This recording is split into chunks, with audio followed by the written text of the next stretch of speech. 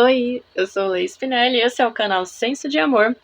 Já dá um like, compartilha com aquele amigo, com aquela amiga que curte budismo, que curte espiritualidade, misticismo, para apoiar o canal e trazer mais vídeos como esse, um conteúdo gratuito, só precisa de um joinha. Bora lá? Então hoje eu quero compartilhar um pouco do que eu aprendi com o budismo.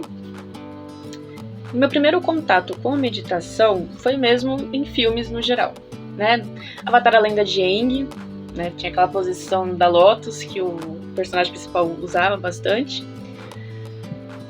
Vários filmes em que é usado mais uma figura caricata, né? De uma pessoa na posição de Lotus, com a perna dobrada, meio que um nó, né?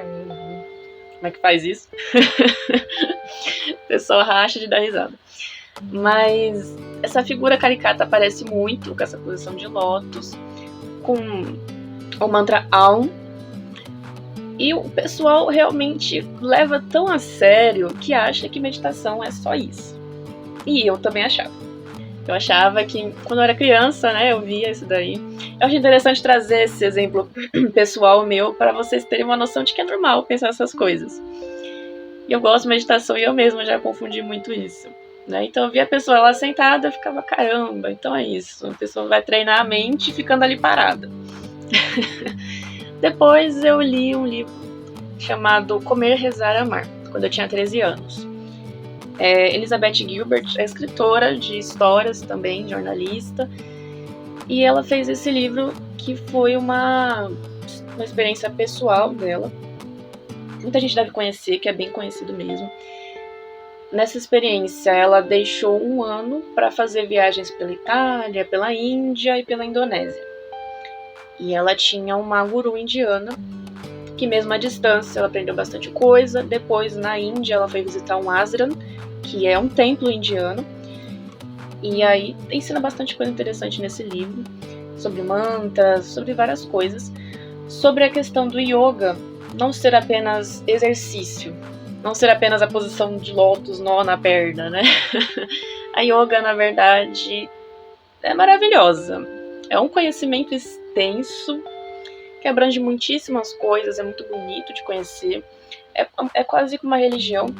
Não vou chamar de religião, qualquer hora, em outro vídeo eu explico melhor.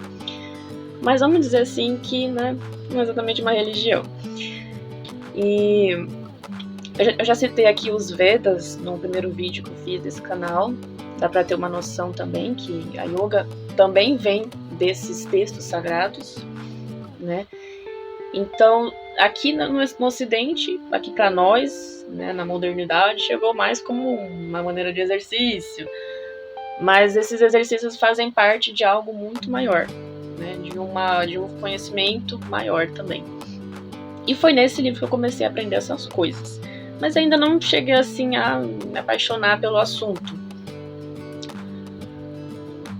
Quando eu tinha uns 16 anos, eu conheci mesmo o budismo. E aí me chamou a atenção.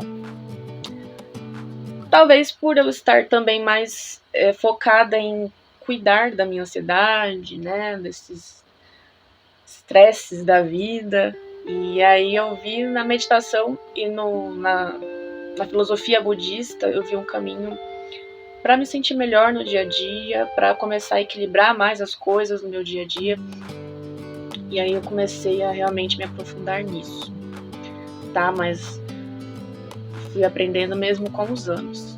Li muitos livros, aulas, conheci pessoas que gostam do assunto. Em 2022, agora eu não lembro, eu fiz um curso no Senac de práticas meditativas, né? E aí tô aprendendo a cada dia mais. Hoje em dia eu não digo que eu sou budista, nem yogi, eu digo que eu sou mesmo do misticismo. Polêmico esse assunto? Talvez. Não me trato como uma pessoa dentro de uma religião, tá? Me trato como uma pessoa dentro de um processo de aprendizado. Então eu vejo que existem elementos semelhantes em várias religiões. Poderia chamar isso de universalismo? Poderia dizer que eu sou universalista? Poderia. Porém, não vou dizer isso, ok? O que acontece é que eu vejo vários elementos semelhantes em religiões E eu gosto de conhecer, gosto de me aprofundar e não me prendo em nenhuma dessas caixinhas. Não perco respeito e também não me prendo a nenhuma delas. A minha espiritualidade ela é mais voltada mesmo para a parte do misticismo, que é o quê? A experiência interior. E aí muita gente, infelizmente, faz a mesma coisa que eu fazia quando era criança, né? Vê uma pessoa ali meditando e pensa, é uma pessoa que gosta de fugir da realidade. É uma pessoa que gosta de ficar presa nas próprias ideias, só quer saber de sensações, não quer saber de uma religião que tenha regras e dogmas, só quer ficar presa nas próprias sensações, e na verdade não é bem assim. Se a gente parar um pouco, respirar e perceber que existem diversas manifestações de espiritualidade, inclusive diversas manifestações culturais, né, que se relacionam com a espiritualidade, a gente pode ver que o misticismo é mais uma delas, tá? Não vai te atrapalhar em nada na vida, não vai machucar em nada na vida, inclusive pode ser unido a uma religião especificamente, né? Por exemplo, aí tem o misticismo cristão. Então, gente, as opções estão aí, só não vê quem não quer. E essa é um pouco da minha jornada aí, só para dar um contexto. E quanto ao budismo, eu só tenho gratidão. Acho que posso começar por aí, né? Eu só tenho que agradecer mesmo. A ideia de que existe o sofrimento e que nós não necessitamos nos prender ao sofrimento pode ser algo que assuste a princípio. Muita gente chega nessa parte do que Buda dizia, né? Devemos entender que existe o sofrimento e devemos aceitar. Muita gente chega nessa parte e fica, meu Deus, eu vou ter que sofrer, eu vou ter que dizer que minha vida é uma lástima. Ai, que sofrimento. Não criemos pânico nesse momento. Não é tão ao pé da letra. Quando se diz no budismo que nós devemos considerar a importância do vazio, não é um vazio existencial, uma tristeza, uma ausência. É muito pelo contrário. É o que chamam de um vazio preenchido. É quando você abre o espaço para sentir algo a mais.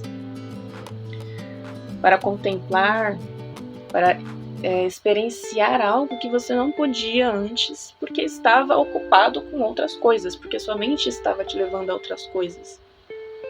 Eu gosto de um exemplo que eu li num livro budista uma vez, que é como se a pessoa estivesse numa loja, procurando loucamente algum produto, e ela olha na prateleira e vê que tem produtos nada a ver com o que ela quer. E fica nisso, fica se preocupando com isso, aqui não tem o que eu quero.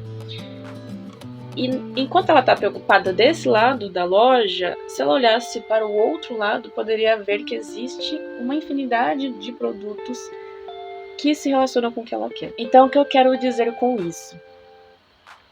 Que muito do que nós fazemos ou deixamos de fazer na nossa vida está relacionado com a direção do nosso foco, onde nós colocamos o nosso foco. E muitas vezes nós pensamos estar atrás daquilo que nós queremos, e na verdade estamos prendendo o nosso foco em uma coisa totalmente diferente. Então o budismo nos ensina o quê? Reconheça que isso acontece. Reconheça que você pode se enganar, que você pode se iludir, que nós não somos perfeitos. Reconheça que isso te causa problemas, que isso te causa confusão, que muitas coisas que acontecem na sua vida poderiam ser evitadas, sim. Mas a gente não evita, por quê? Porque a gente fica confuso em algumas situações. Então isso causa uma série de consequências. Então vamos reconhecer, né? Aquela famosa frase, aceita que dói menos. E o que acontece? A partir do momento que você aceita isso, que você abraça isso, você não vai mais trazer ideias distorcidas sobre o assunto. Você vai conseguir ver claramente. Ai, Lê, mas aí qual que é a diferença, né? Muda muita coisa? Muda sim. Muda sim. E a partir do momento que nós conseguimos ver claramente, conseguimos separar o que nós realmente queremos, o que não queremos, né? separar essa confusão, resolver um pouco isso. Nós conseguimos também separar os nossos desejos, essas nossas necessidades, de nós mesmos. Então, muitas vezes você não consegue fazer alguma coisa na sua vida e você está pensando que é porque você não é capaz, porque você não vale nada.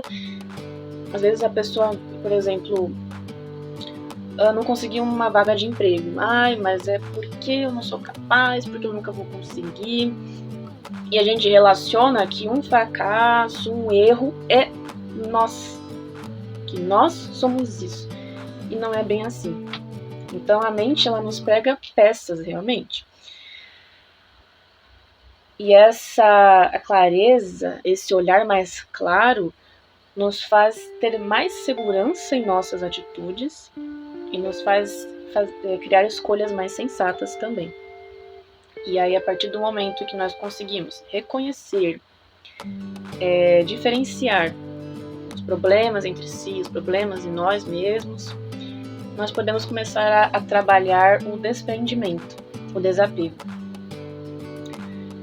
Então, aí que vem o grande X, né? Aí que vem o grande bife desse prato, o desapego.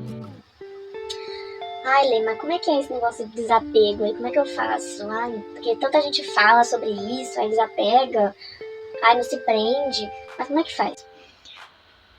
Olha, pode ser uma coisa muito fácil, muito rápida, ou pode ser uma coisa longa e demorada. A verdade é que não tem uma resposta certa, porque cada um tem o seu próprio caminho. Mas não deixa que isso te desanime. Nunca deixe que a falta de uma resposta exata te desanime para resolver alguma coisa. Porque muito pelo contrário, o budismo está aí de exemplo de que a falta de uma resposta exata pode ser exatamente o que te traga coisas maravilhosas. Te faça sair do óbvio, te faça viver coisas diferentes, experienciar coisas diferentes, buscar aprendizados, buscar movimento. E movimento é vida. Então, o desapego, ele vai te trazer uma série de mudanças, vai te trazer uma série de surpresas. E não vai ser assim uma fórmula pronta. Não vai. Mas vai te trazer benefícios incríveis mesmo. Tá? Como eu falei agora, né? Movimento é vida. A gente se acostuma com as coisas, se acostuma com certos hábitos, com certas pessoas, com certas situações, e esquece de correr atrás do novo. É natural. Às vezes é tanta correria, com isso, com aquilo. Esquece de correr atrás de novidades. Sim, novidades para nossa vida, para o nosso dia a dia. Isso daí é crescimento. Crescimento é movimento, é estar em movimento constante. E movimento é vida. Crescimento é vida. Então você tenha em mente que tudo isso se relaciona, né? Profundamente. Então, para poder traçar dar uma pincelada mais exata sobre o desapego, então, o que seria? Focar num vazio preenchido. O que seria se desprender das coisas? É uma necessidade de abandonar tudo? Não. É uma necessidade de ignorar que certas coisas acontecem? O desapego é você aceitar que certas coisas existem. É você trabalhar com essas coisas, com coisas diferentes. E você não deixar que isso te influencie em quem você é. Vamos dar um exemplo aí. Tem uma amizade de muitos anos, mas, sei lá, vocês estão seguindo caminhos diferentes. Ai, Lê, e agora? Poxa vida, sabe, aquela pessoa não tá me ajudando. Ai, que a gente tinha combinado que depois de um tempo ia fazer tal coisa, e agora já mudou de ideia, não sei o quê. E aí? Todo mundo vai te fazer isso uma hora ou outra. Porque as pessoas são assim, né? Principalmente família, amigos, as pessoas mais próximas da gente sempre vão trazer esse tipo de dilema pra gente. E aí? A gente vai ficar se preocupando com isso, ou vai realmente encarar que as pessoas são diferentes, que existe uma diversidade de gostos, uma diversidade de personalidades e que nós devemos sim trabalhar com essas diferenças. Eu escuto muito isso também em família, por exemplo, mães e pais. Ai, mas eu criei meu filho com tanto carinho, eu sonhei isso pra ele, sonhei aquilo pra ela. E eu pensei que depois de tanto tempo ia levar a sério o que eu falei. Gente, é natural. É natural.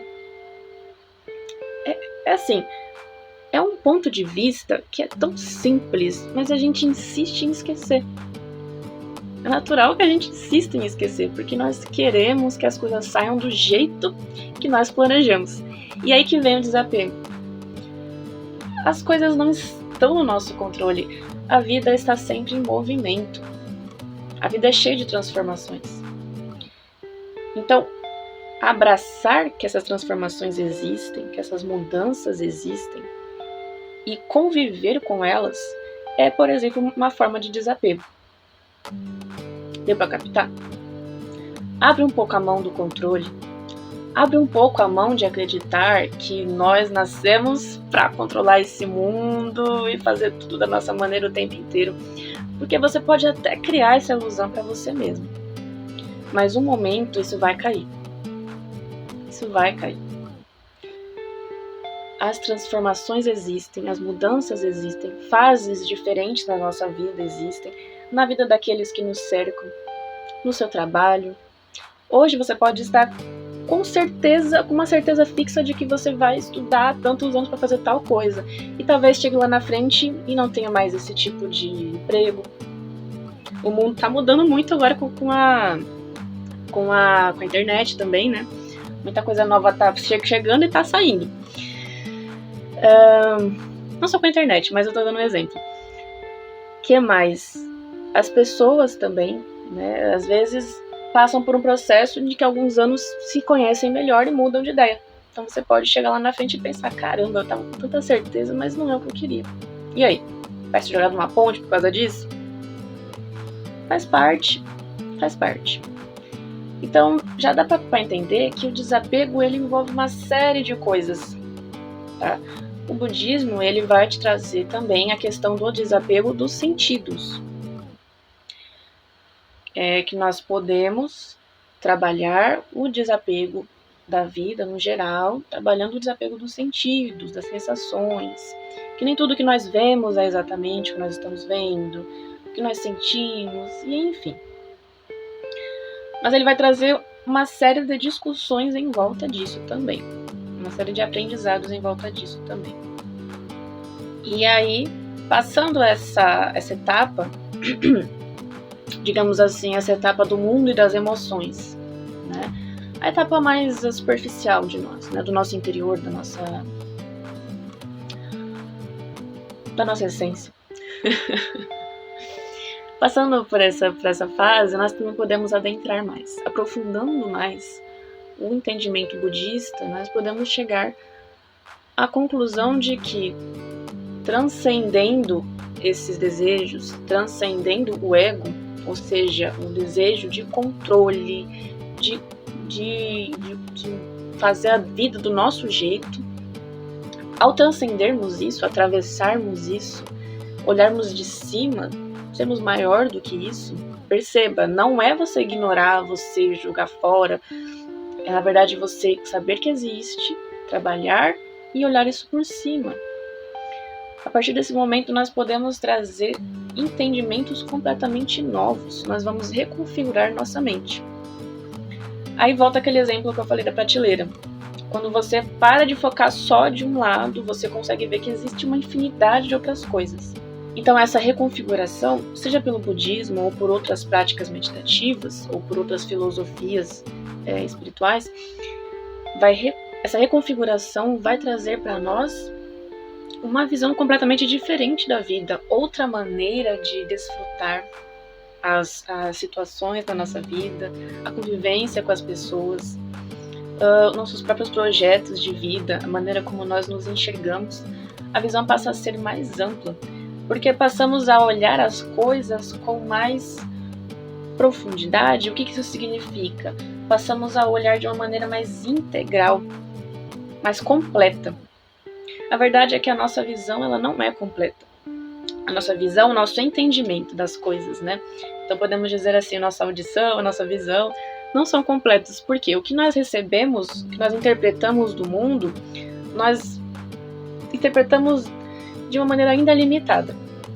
E ao trabalharmos essa reconfiguração através da transcendência do ego, nós podemos enxergar coisas que não enxergávamos antes, compreender de uma maneira mais completa, uma maneira mais integral, como eu falei agora há pouco. Isso daí traz uma série de benefícios.